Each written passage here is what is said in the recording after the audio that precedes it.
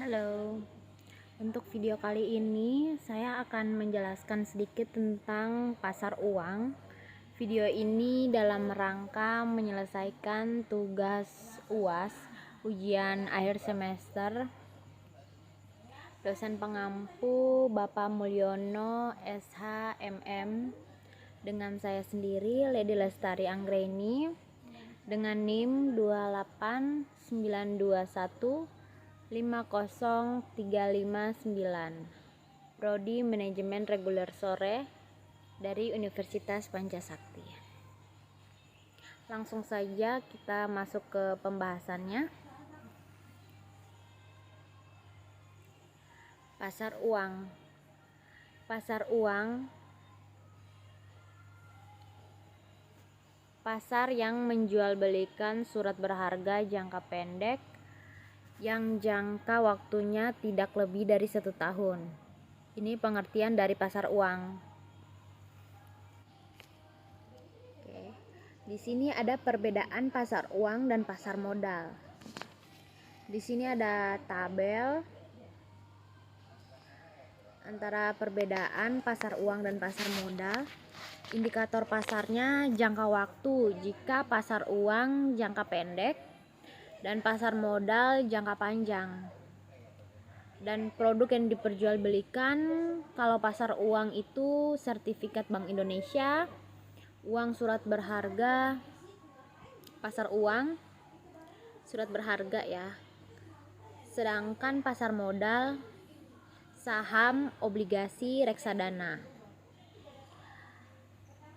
Sedangkan indikator pasar itu untuk hasilnya, kalau pasar uang itu bunga, sedangkan pasar modal dividen atau capital gain. Selanjutnya pelaksanaan. Kalau untuk pasar uang bunga, pasar modal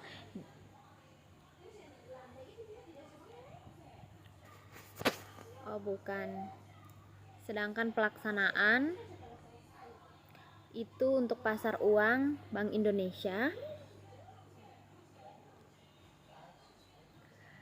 Kalau pasar modal perusahaan efek atau bursa efek. Untuk peranannya sendiri, peranan pasar uang operasi pasar terbuka, sedangkan pasar modal alternatif pendanaan perusahaan dan alternatif investasi bagi pemilik modal. Oke. Untuk selanjutnya fungsi pasar uang. Di sini fungsinya ada 5 ya. Bagi bank sentral sebagai piranti untuk melaksanakan kebijakan moneter melalui operasi pasar terbuka. Itu poin pertamanya. Dan yang kedua, sebagai himpunan dana berupa surat-surat berharga jangka pendek. Dan yang ketiga, sebagai sumber pembiayaan bagi perusahaan untuk melakukan investasi. Selanjutnya, sebagai perantara bagi investor luar negeri dalam menyalurkan kredit jangka pendek pada perusahaan di Indonesia. Dan yang terakhir, memberikan fungsi mengenai kondisi moneter, preferensi, dan tingkah laku peserta pasar uang. 5 poin tadi adalah fungsi dari pasar uang. Oke. Untuk selanjutnya yang akan kita bahas itu manfaat pasar uang. Oke. Di sini ada 3 poin. Yang pertama, terpenuhi kebutuhan dana jangka pendek bagi perusahaan, lembaga keuangan, dan pemerintah dari overnight sampai tempo 1 tahun. Bagi pihak yang surplus dana, pasar uang dimanfaatkan untuk menyalurkan dana yang ideal atau tidak terpakai. Dan yang ketiga, bagi bank, pasar uang dapat dimanfaatkan untuk memenuhi kebutuhan likuiditasnya agar saldo giro pada bank sentral tidak negatif akibat kegiatan clearing. Oke, itu manfaat dari pasar uang ya.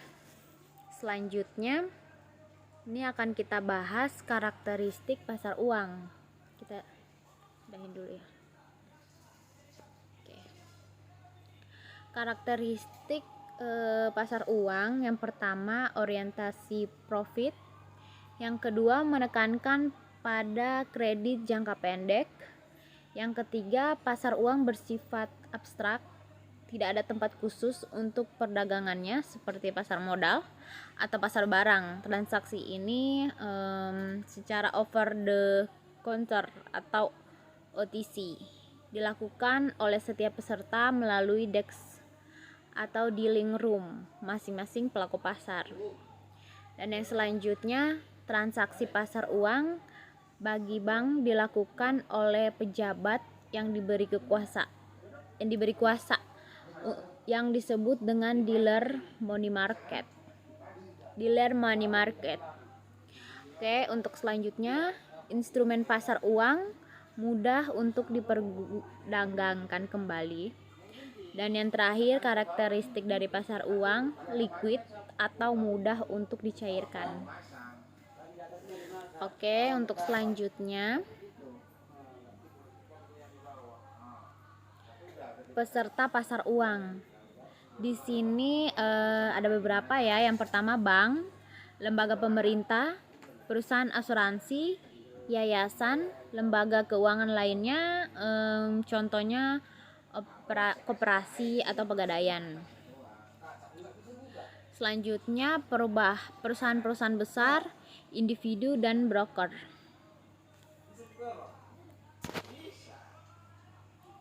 Oke, untuk pembahasan selanjutnya, geser dulu ya.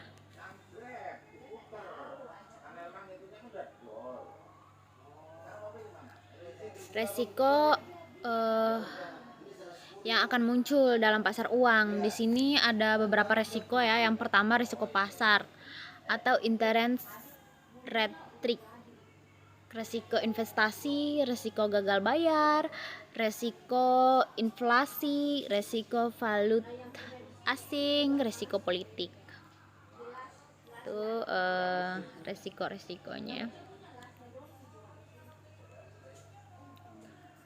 Oke.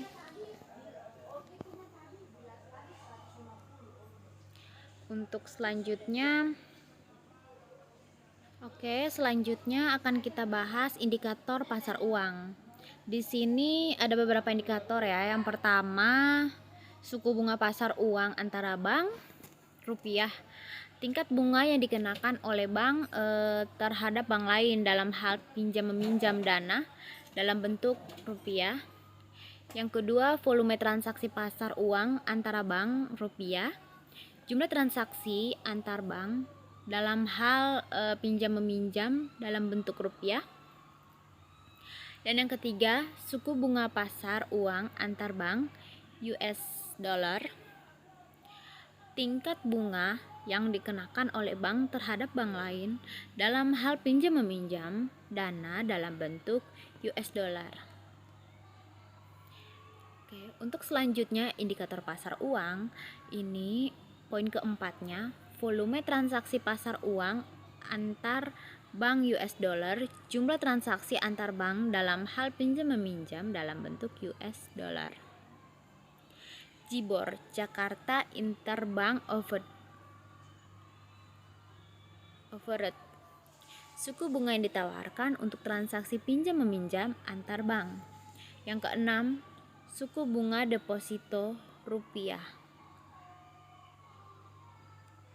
Berapa persen per tahun?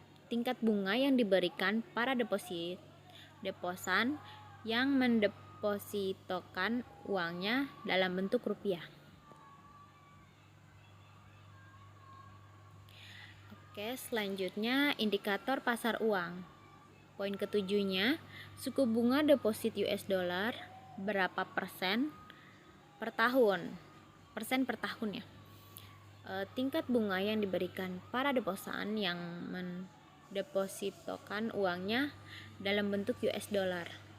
Yang kedelapan, nilai tukar rupiah atau kurs, harga suatu mata uang terhadap mata uang lainnya, atau nilai dari suatu mata uang terhadap mata uang lainnya. Dan yang kesembilan, suku bunga kredit.